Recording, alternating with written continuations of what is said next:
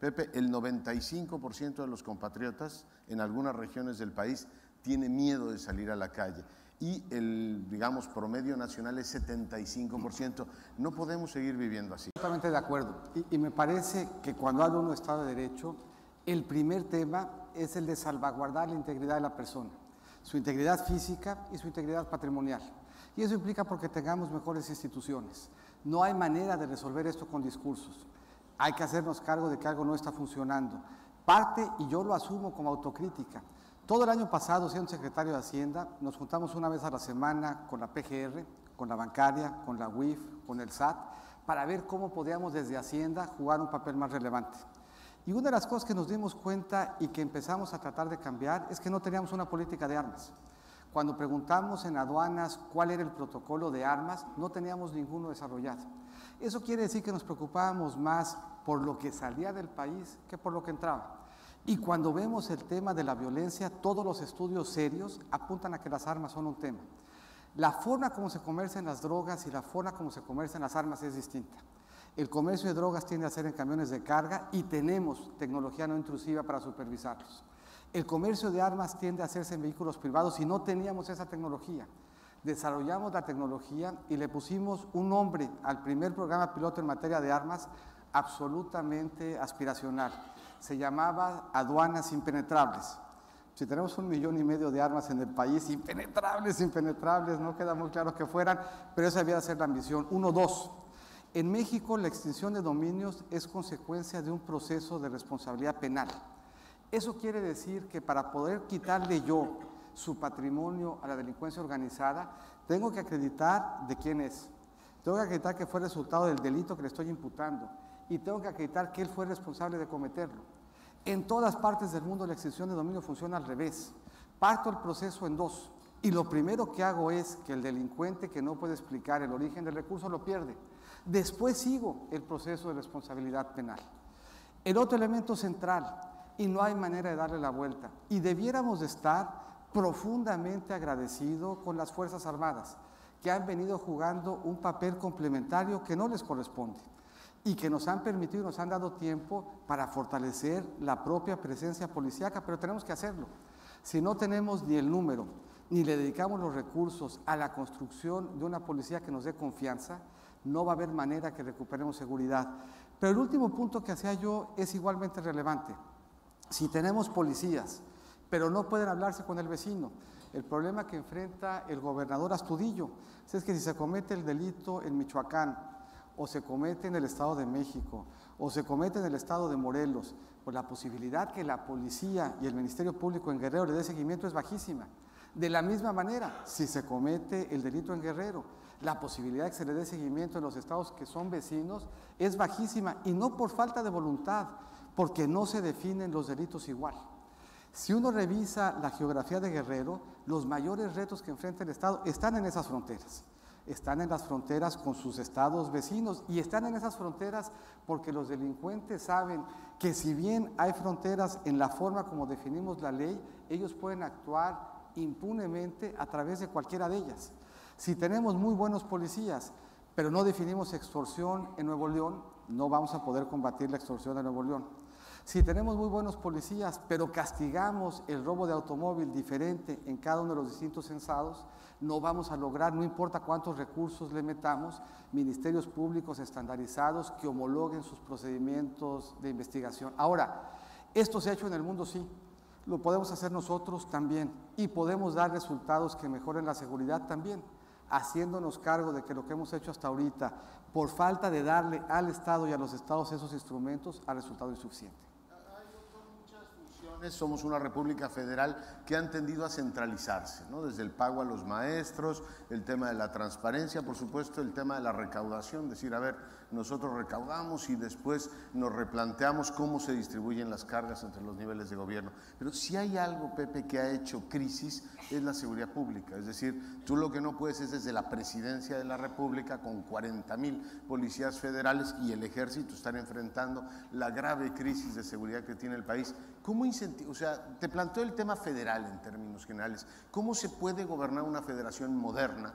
Y en caso de que tú fueses presidente, ¿cómo incentivar para que los gobiernos locales tuvieran efectivamente capacidades institucionales? Mira, yo creo que hay 2 o 3 elementos de los que vale la pena hacerse cargo. Seguimos definiendo el fuero federal y el fuero común como en la época de los bandidos del Río Frío. En esa época pues, no había capacidad de moverse. En esa época la delincuencia era un fenómeno estrictamente local y absolutamente concentrado. No riñe el federalismo con definir algunos delitos de la misma forma. Ya avanzamos, tenemos un nuevo proceso, todo un nuevo sistema judicial acusatorio.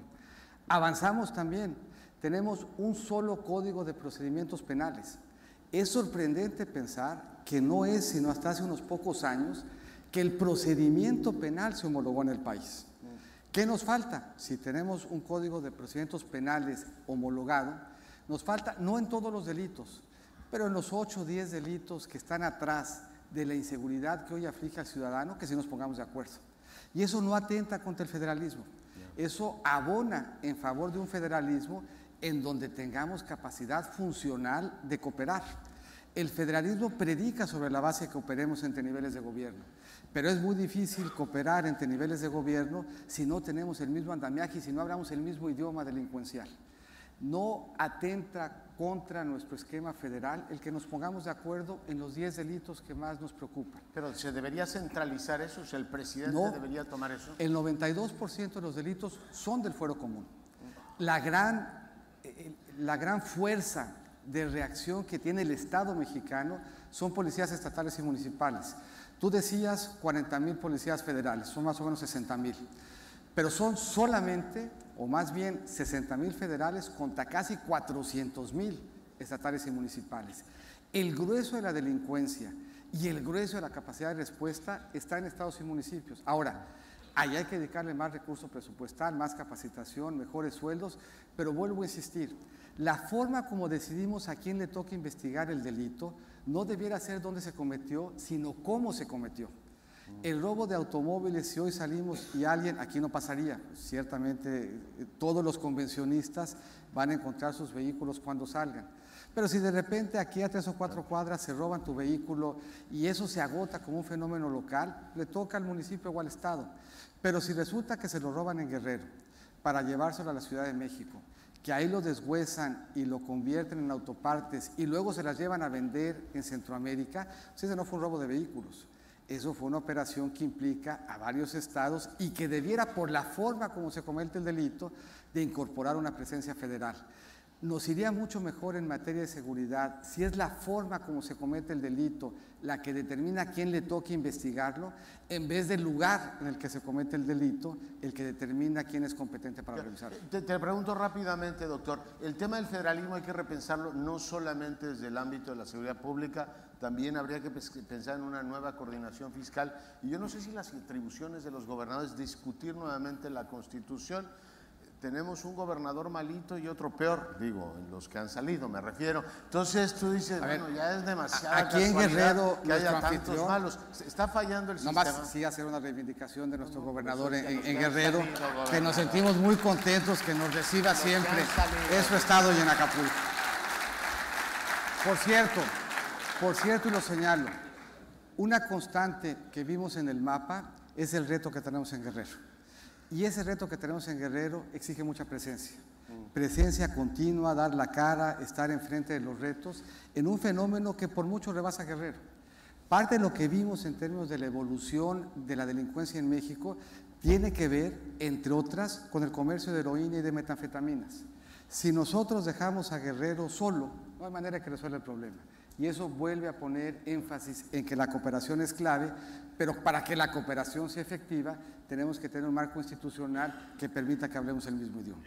En todas las preguntas sale la inquietud, no hay duda que eres un hombre honrado, que tienes una trayectoria que se puede exhibir a la opinión pública, pero no se puede decir lo mismo del partido que te postula. ¿Qué vas a hacer con esa relación? Ningún partido tiene el monopolio ni de la virtud ni de la falta de virtud.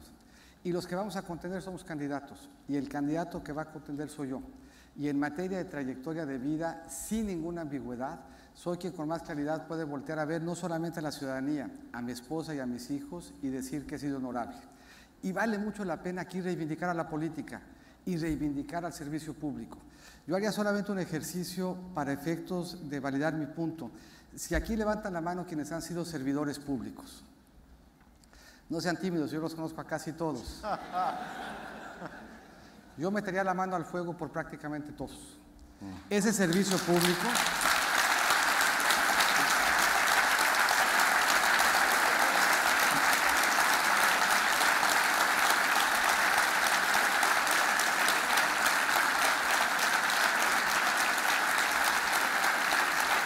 Y la verdad es que después de ese aplauso, ya no diría prácticamente, yo metería las manos al fuego por todos. Ese servicio público es un servicio público honorable. Es un servicio público que además, con sacrificio de patrimonio, tiempo y familias, le dedicó al país muchos años para que el país fuera mejor. Ese servicio público es el que nos pide a nosotros ser implacables en el combate a la corrupción.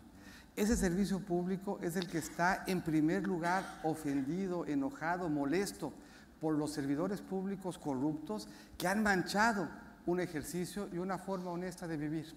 Ese servicio público es el primero que reclama, que me reclama y que me pide que el combate a la corrupción sea central en esa administración. Y ese servicio público puede dar fe de que en mi actuar no solamente ha sido regla, sino que lo que aquí estoy planteando es lo que ellos mismos reclaman y piden. Un servicio público que esté o en el que nadie esté por arriba de la ley. Y la forma más gráfica de expresarlo es un servicio público que esté dispuesto a pararse aquí y decir, yo no soy el que voy a meter a la cárcel, sino más bien decir, yo estoy dispuesto a que si fallo, me metan a la cárcel a mí. El fiscal.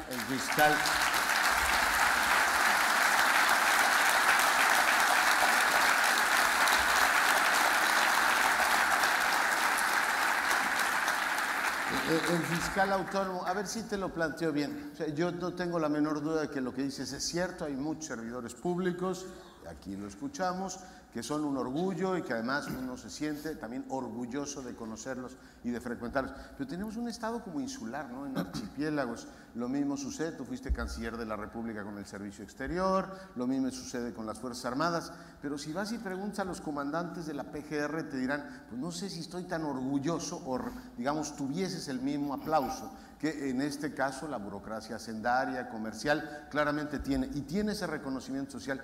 ¿Cómo, digamos, pasar del archipiélago de la confianza por instituciones a un país que puede decir, pues el servicio público en general es digno de confianza, empezando, Pepe, por nuestras policías? Con esos 4 elementos. Primero, yo reivindico de nuevo a los policías. Se ponen en riesgo todos los días y reivindico a las Fuerzas Armadas, sin cuyo compromiso valiente el reto de seguridad sería infinitamente superior. Pero los 4 elementos son centrales e implican que acompañemos la voluntad de las modificaciones. Hoy el ciudadano está sujeto a ese escrutinio. Cuando cualquiera de ustedes presenta su declaración de impuesto sobre la renta, el SAT revisa que ese impuesto sobre la renta declarado sea consistente con las manifestaciones externas de riqueza. Y si tienes un gasto mayor que tu ingreso, el SAT, con todo comedimiento, con un trato excepcional, te manda una carta generosa de mucha empatía y te dice, oye compañero, pues dices que ganas 20 y gastas 100, pues me debes los impuestos del 80 que no gastaste. Ahora, si eso facultamos al SAT para hacer al ciudadano, ¿por qué no se lo pedimos al político? Con una ventaja, a mí me lo han hecho 20 años.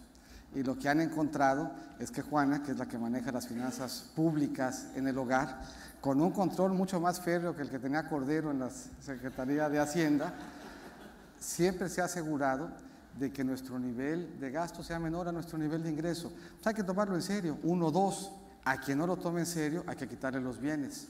3, todos los servidores públicos tendrían que saber que ninguno está por arriba de la ley. Si hoy tenemos dudas, pues teníamos que quitárnoslas. Esos 3 elementos son los institucionales. En el caso de Hong Kong, el lema de los bomberos en Hong Kong en los 70s era, sin dinero no hay agua. Eso quería decir que si se te estaba incendiando la casa y llegaba el bombero, le tenías que dar una lana para que prendiera la manguera. Y hoy en Hong Kong, cualquier servidor público tendría mucho cuidado de estar involucrado en un proceso de corrupción. Lo mismo era cierto en Singapur. Singapur no tenía Estado de Derecho cuando se separa de Malasia. Y hoy es un ejemplo. ¿Por qué no podríamos hacer nosotros lo mismo? Es estrictamente un tema institucional. Ahora, implica asumirlo como un tema institucional. Si nosotros pensamos que es un tema político, si pensamos que es un tema de discurso, si pensamos que es problema y atribución del presidente, ya nos equivocamos. Tendríamos que estar ciertos de que el presidente, en primer lugar, tendría que someterse a ese marco de leyes y estar dispuesto a ser revisado, auditado y en su caso procesado con un elemento. Yo hoy estoy en la Asociación de Bancos de México 90 y quiero después de ser presidente regresar a la 96 y a la 97, por lo que estoy seguro que no voy a equivocar.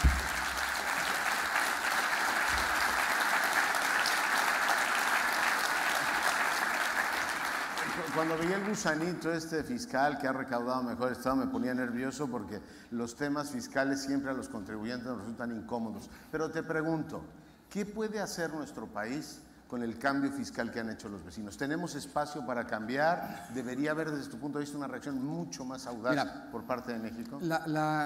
El cambio en la situación fiscal en Estados Unidos se puede descomponer de dos maneras. La reducción es del 35 al 21. Más o menos del 35 al 29 es una reducción que se explica porque Estados Unidos va a incurrir en más deuda. Va a incurrir, se calcula, en más o menos 1.5 trillones de deuda adicionales. Cuando hablamos de la importancia de preservar nuestro espacio fiscal, lo decíamos porque un país del tamaño de Estados Unidos incurriendo en ese nivel de deuda va a generar una brutal presión de tasas en el mundo. Y si además ese estímulo se traduce en Estados Unidos en presiones inflacionarias, por las dos razones vamos a ver incrementos en las tasas. El resto de la disminución, del 29 más o menos al 21, se explica por una ampliación en la base. Una ampliación en la base que tiene tres elementos que la hacen preocupantes y que debíamos de estudiarla con cuidado. Se eliminaron las deducciones de restaurantes, se eliminaron las reducciones de gastos médicos, se eliminó la posibilidad de actualizar la tarifa del impuesto sobre la renta por inflación, se acotó la deducibilidad de intereses y se redujo la posibilidad de deducir los impuestos locales. Eso quiere decir que esa ampliación de la base tiene potencialmente enormes efectos distorsionantes entre sectores, los que perdieron la deducibilidad respecto a las que lo mantuvieron, entre regiones, los estados que tienen impuestos locales altos respecto de los que no los tienen, y eso debiera de darnos pausa en términos de revisar si ese es el tipo de reforma fiscal que queremos. Con un elemento adicional, cuando consideramos que la ampliación de la base los ubica más o menos en el 28-29, ahí estamos nosotros, con un cambio trascendente que se dio por primera vez en 10 años. Este año se va a actualizar la tarifa del impuesto sobre la renta por la inflación acumulada desde la última vez que se actualizó. Es una actualización del 16%. Va a implicar un sacrificio fiscal de 40,000 millones. Si no hubiéramos hecho la actualización, se podría haber bajado la tasa del 30 al 28. Eso quiere decir que el alivio fiscal que este año van a enfrentar las empresas y las personas hubiese equivalido a una tasa casi 2 puntos menor del impuesto sobre la renta. Por lo que no perdemos competitividad respecto a Estados Unidos, lo que no quiere decir que no tengamos que estar atentos de que esa reforma, que no tiene un impacto México específico, no vaya a implicar reacciones de México y del resto del mundo en una agenda fiscal que permanentemente es inacabada. Doctor Meade, la pausa esta que nos pusieron en los aranceles del acero, ¿te parece, tú fuiste también canciller de la República, una ventana de oportunidad o una espada de Damocles? Mira, me parece que la negociación se ha conducido bien y me parece que eso nos trae a un punto bien relevante. Nosotros en las candidaturas, y yo quisiera dejar estos dos mensajes. Primero y muy importante, las campañas son importantes. Las elecciones se ganan en la campaña y esa campaña todavía no empieza. Segundo, e igualmente importante, las elecciones tienen consecuencias. Hay una estadística que a mí siempre me sorprende, publicada en una hoja de internet que se llama 538. Esa estadística dice que solamente el 4% de la población piensa que los políticos cumplen sus palabras. Eso quiere decir que de quienes aquí están, pues a lo mejor Juana y un par de buenos amigos más me están creyendo. Ese es un error. A los políticos hay que tomarlos en serio. Hay que tomarlos en serio y literalmente. Y lo que hemos visto en el caso de la administración del presidente Trump es esa. El presidente Trump, lo que dijo en campaña, se convirtió en programa de gobierno. Por eso es tan importante este ejercicio del ABM, porque lo que digamos nosotros aquí y a lo que nos comprometamos será programa de gobierno y le dará rumbo a este país hacia adelante. Frente a ese reto con el que empezamos la administración, que nos sumió en la peor crisis de confianza que hemos tenido desde 1995, México ha mantenido una postura digna en la negociación, México no se ha dejado intimidar, México está haciendo su tarea y la tendrá que seguir haciendo para no ser objeto nunca de una intimidación ni de Estados Unidos ni de ningún otro país del mundo. Pues sí, sí es un tema...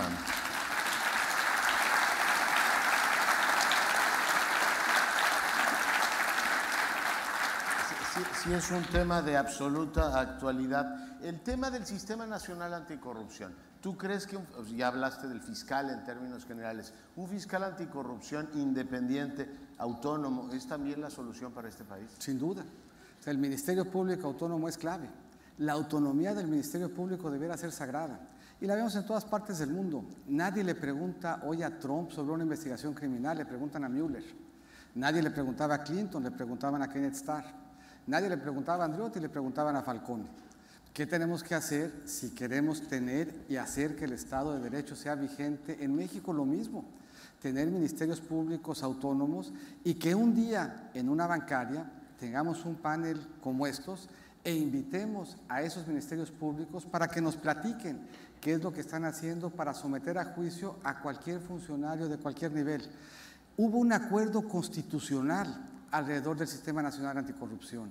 Es una vergüenza que nosotros hayamos dejado que por razones políticas ese acuerdo se dinamitara. Fue un Sistema Nacional Anticorrupción que se consensuó a nivel constitucional, 2/3 partes del Congreso Federal y la mitad de las legislaturas locales. Es un Sistema Nacional Anticorrupción que se construyó con voces ciudadanas. Es un Sistema Nacional Anticorrupción que cuando se estudia, su diseño es absolutamente moderno.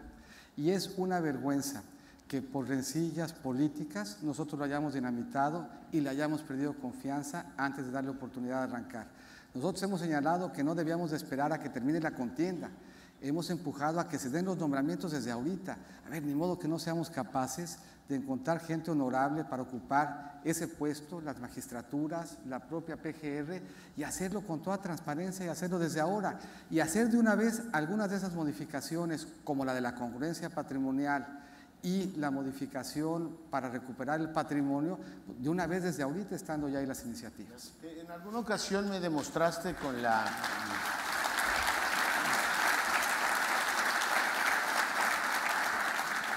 vehemencia y con lo ves a futuro. Mira, cuando hablamos en algunos de los discursos, en el discurso de cierre de campaña, de cómo podíamos traducir Estado de Derecho, y por eso a mí el que la ABM ponga el centro de la atención en ese tema me parece fundamental. El Estado de Derecho es mucho más que seguridad y corrupción. El Estado de Derecho es un problema de acceso, es un reto de acceso. Reto de acceso a muchos satisfactores. Reto de acceso hoy en México todavía a la educación. Doy 2 datos que ponen de relieve la magnitud del reto. Hay más o menos en México 82 millones de adultos de más de 18 años. De esos, solamente 34 han terminado la preparatoria. 48 son adultos que no terminaron la preparatoria. ¿Eso qué quiere decir? Que tenemos 48 millones de adultos que les va a costar mucho trabajo conseguir un empleo. En México, el que no termina la preparatoria vive 5 años menos que el que sí la termina. Gana 41% menos. En México, cuando uno ve la pobreza extrema, 9 de cada 10 no terminaron la prepa. De quienes no tienen seguridad social, 7 de cada 10 no terminaron la prepa. De quienes viven en una vivienda sin servicios, 8 de cada 10 no terminaron la prepa. Este es un problema de Estado de Derecho. Nosotros estamos obligados a dar ese acceso a la educación y estaríamos obligados en consecuencia, cada vez que un adolescente deje la escuela, a ir a averiguar por qué. Y lo que nos vamos a encontrar es que no es la beca, lo que nos vamos a encontrar es que no es el espacio, lo que nos vamos a encontrar es un mal transporte público, lo que nos vamos a encontrar es un entorno inseguro en la escuela, lo que nos vamos a encontrar es un drama familiar del que tendríamos que hacernos cargo. El problema de la pobreza en México visto así es un problema de Estado de Derecho, es un problema de que como gobierno no nos hemos asegurado que en México sea realidad que la gente acceda a la educación. En México hay 20 millones de personas que viven en una vivienda que se calienta con leña. Hoy los mexicanos constitucionalmente tienen derecho a tener servicios dignos en su vivienda.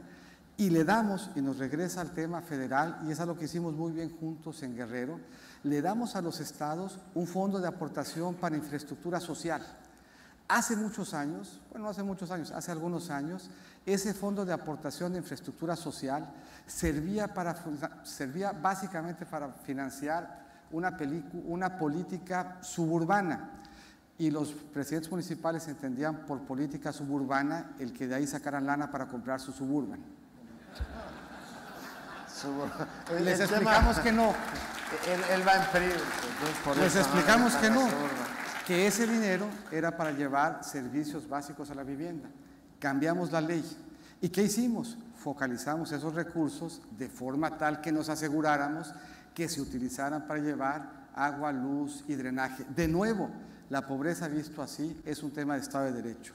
Y lo que estamos planteando, que parece revolucionario, no es más que un gobierno que funcione y que haga que el Estado de Derecho esté vigente en México de manera permanente. José Antonio Mirko, muchísimas gracias.